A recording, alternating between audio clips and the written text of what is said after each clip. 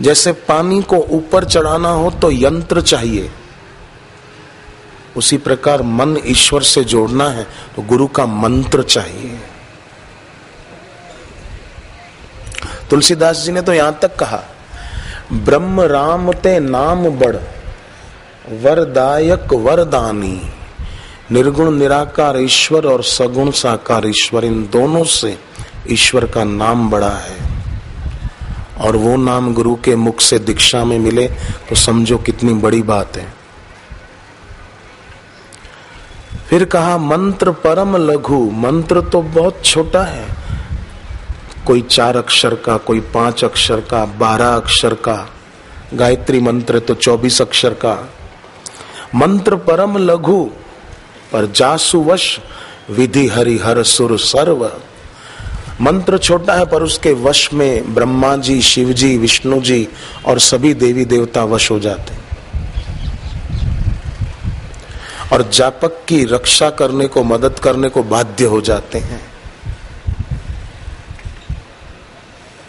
हनुमान जी से पूछा गया कि लंका में आग आपने कैसे लगाई? हनुमान जी ने कहा मैंने थोड़ी लगाई। तो बोले कपड़ा उनका था और तेल उनका था, लंका वालों का ही था। उन्होंने ही तेल में डुबाकर कपड़ा मेरी पूंछ पे बांधा। कपड़ा उनका, तेल उनका, और जो आग लगाई वो आग भी उनकी थी। मैंने तो खाली छलांगे लगाई, इधर से उधर, उधर से इधर, बस। और थोड़ा कम मेरे बाप ने किया, पवन देवता ने। हवा खूब चली, आग खूब लगी। तो बोले आपकी पूंछ नहीं जली? हनुमान जी ने कहा नहीं जली। क्यों, कैसे? वे बोले कि मैं बार बार सुमिरन करके गया था, इसलिए बाल बाल बच गया। तो शुरुआत में लिखा, बार बार रघुवीर संभारी, तर के पवन तनय बल भारी, जही गिरि चरण देई हनुमंता, चले उसगा पाताल तुरंता। बार बार सुमिरन करके गया। और हनुमान जी ने यह भी सीख दी है, जिस पर्वत पर उन्होंने चरण रखा, सुमिरन किया, वो पर्वत पाताल में चला गया। माने जो भक्त सुमिरन करता है, गुरु मंत्र का जप करता है, विघ्नों के कितने ही पर्वत क्यों ना हो, वो पाताल में धंस जाते हैं, नष्ट हो जाते हैं। चले उसगा पाताल तुरंता।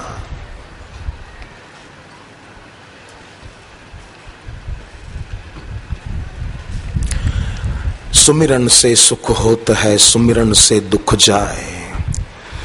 तो शरीर से संबंधी मानते रहे कि मैं ये हूं तो मृत्यु होती है, पर ज्ञानी सदगुरु से अपना संबंध माना, जोड़ा दीक्षा लेकर के ये मेरे तारणहार हैं। तो भगवान गीता में कहते हैं, ते अपि चाति तरन्त्येव मृत्युम श्रुति परायण। ऐसे श्रवण परायण लोग, शब्द कितना प्यारा है, गीता के शब्द कितने सुंदर। श्रवण परायण, ये आप लोग जो यहां बैठे हैं, ये क्या है?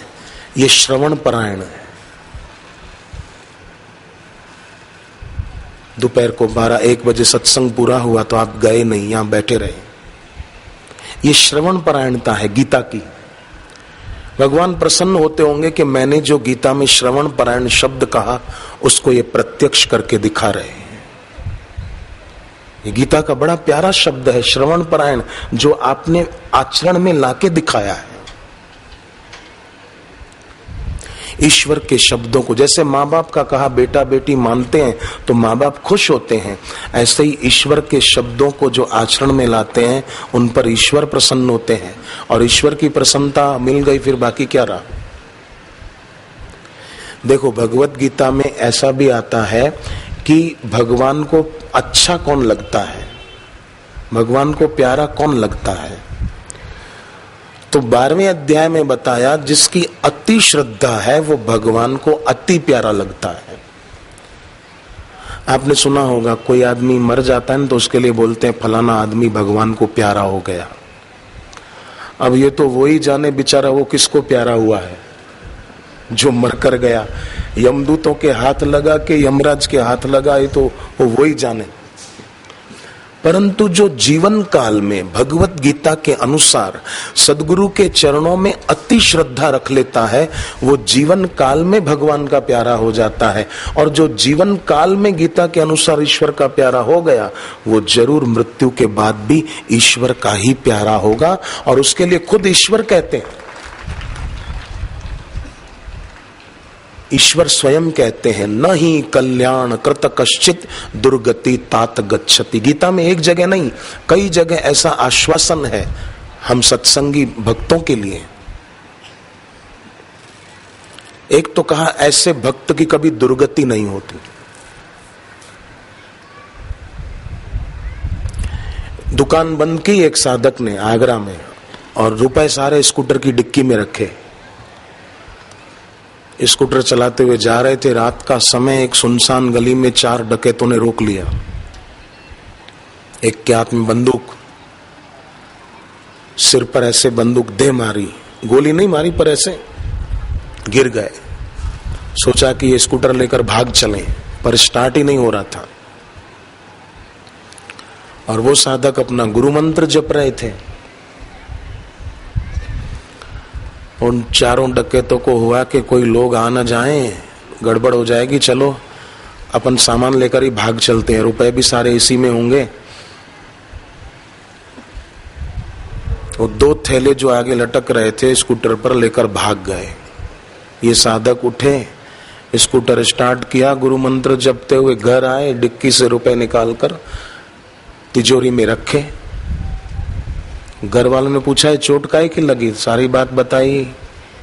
तो पूछा कि वो डकैत ले गए, उन थैलों में क्या था? बोले रुपए तो सारे डिक्की में थे, उन थैलों में क्या था? बोले हरी सब्जी थी और जूठा टिफिन था दोपहर का। मांझ रहे होंगे बेचारे, जूठा, रोटी भी नहीं थी उसमें। तो जापक जो होता है, जप करने वालों में तुलसीदास जी ने नाम लिया प्रहलाद जी का। जप करने वाला प्रहलाद की तरह हो। जापक जन प्रहलाद जिमी पालहि दलि सुरसाल, राम नाम नर केसरी कनक कसिप कलिकाल। ईश्वर का नाम कलयुग में भगवान नरसिंह अवतार के समान है, जो जप करने वाले की कदम कदम पे रक्षा करता है। भगवान शिव जी कहते हैं, सकल अमंगल मूल नसाही, जिनकर नाम लेत मन माही। जिनका नाम ले और सारे अमंगलों का मूल खत्म हो जाए। करतल होई पदार्थ चारी, धर्म अर्थ काम और मोक्ष, इन चारों की प्राप्ति हो जाए। सत्संग और गुरु दीक्षा से संभव है। शास्त्र और गुरु की बात फिर व्यक्ति को सच्ची मान लेनी चाहिए, उसमें कभी संशय नहीं करना चाहिए और उनकी परीक्षा नहीं लेनी चाहिए। ईश्वर और गुरु परीक्षा का विषय नहीं है, प्रेम का विषय है। कभी भी ईश्वर और गुरु को परीक्षा भवन में नहीं बिठाना चाहिए। परीक्षा अपनी करनी चाहिए कि हम भक्ति में, साधना में कहां तक पहुंचे। वो तो प्रेम का विषय है। रावण को शंका हुई तो उसने खुद परीक्षा लेने की सोची, और राम जी ने भी सोचा कि आया बड़ा मेरी परीक्षा लेने वाला। तो रावण ने सोचा अगर ये सर्वज्ञ होंगे तो जान जाएंगे कि मारीच है, ये स्वर्ण मृग नहीं है। पर ईश्वर ने भी ठान लिया कि मुझे तुझे अपनी सर्वज्ञता का प्रमाण देना ही नहीं है। वो दौड़ गए मारीच के पीछे। रावण ने सोचा था ये ईश्वर होंगे तो सर्वशक्तिमान होंगे, बैठे बैठे ही उसको मार सकते हैं, पर राम जी तो उसके पीछे दौड़ गए। तब रावण बोला अगुन अमान जानी ते ही दीन पिता वनवास। राम जी ने कहा ठीक है। परीक्षा लेने गया पर बेचारा परिणाम सही नहीं पाया उसने। और जिन भक्तों का प्रेम है अपने ईश्वर में, गुरु में, तो वे उनके प्रति प्रेम के माध्यम से, उनकी कृपा से सब कुछ पा लेते हैं। तो उनकी परीक्षा नहीं करनी चाहिए। जैसे गुठली बोई धरती में, आम का पेड़ हो उसके लिए, तो गुठली बार बार निकाल कर देखते थोड़ी है कि अंकुर फूटे कि नहीं, अंकुर फूटे कि नहीं। नहीं, बहुत ही अंकुर फूटेंगे। अगर देखते रहे तो क्या होगा। एक बाप ने गुलाब की कलम लगाई थी, गुलाब के फूल हो गए सुगंधी। 7 दिन बीते, बेटे ने कहा पिताजी आपने जो गुलाब की कलम लगाई उसमें फूल नहीं लगेंगे। क्यों नहीं लगेंगे? 7 दिन हो गए बेटे, जरूर लगेंगे। बोले पिताजी नहीं लगेंगे, क्योंकि मैं रोज उखाड़ कर देखता हूं उसमें जड़ें ही नहीं फूटी है।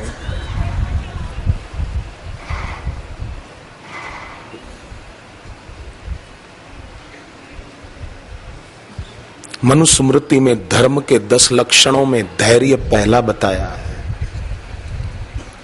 धैर्य करो, आगे बढ़ो, पूर्ण हो सब काम, उस दिन ही फलते नहीं जिस दिन बोते आम।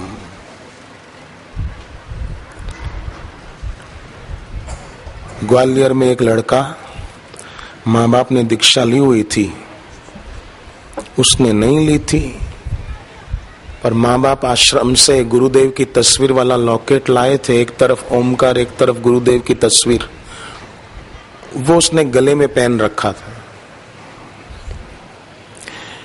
परीक्षा देने बैठा था, पर बेचारे को कुछ सूझ नहीं रहा था।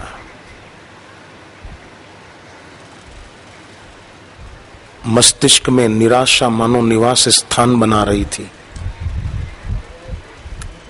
1 घंटा बीत गया, कुछ भी नहीं लिखा उसने। मनो डिप्रेस्ड न हो गया हो।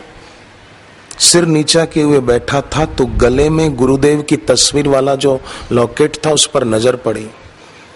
गुरुदेव मानो उसको कह रहे हैं कि तू अकेला थोड़ी है जो डर रहा है, मैं तेरे साथ हूं, शुरुआत कर लिखने की। जैसे भगवान राम ने सुग्रीव को कहा तू जा तो सही, वाली को ललकार युद्ध के लिए, डरना नहीं, पेड़ के पीछे से छुपकर वाली को मैं मार दूंगा, तू खाली शुरुआत कर। भगवान राम ने मानो संकेत किया है कि हम पुरुषार्थ करें, कृपा उनकी, ईश्वर की, गुरु की हमारे साथ है ही।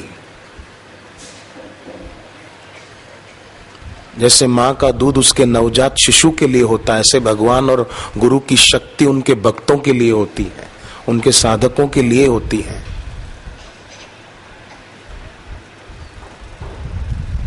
उस लड़के ने वो लॉकेट सिर आंखों पर लगाकर लिखना शुरू किया।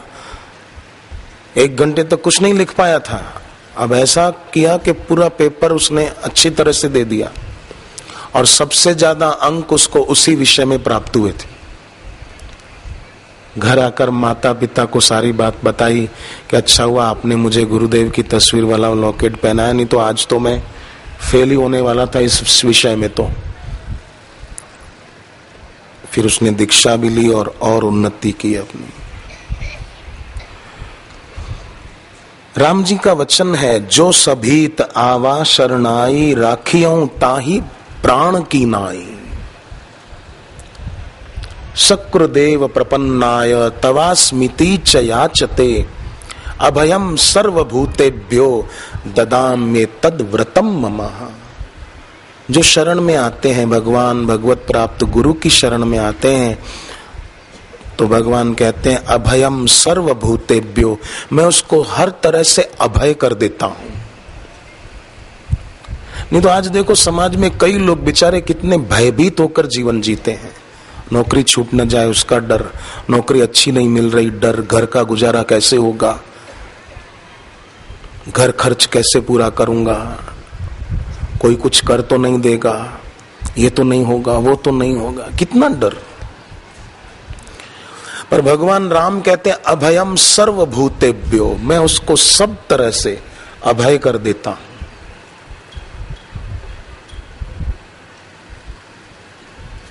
जैसे गीता में भी कहा, तेषाम नित्य अभियुक्तानाम योगक्षेम वहाम्यहम्। उसके योगक्षेम का वहन भगवान कहते हैं मैं करता हूं। फिर वो योगक्षेम भले लौकिक हो या अलौकिक हो, दोनों का।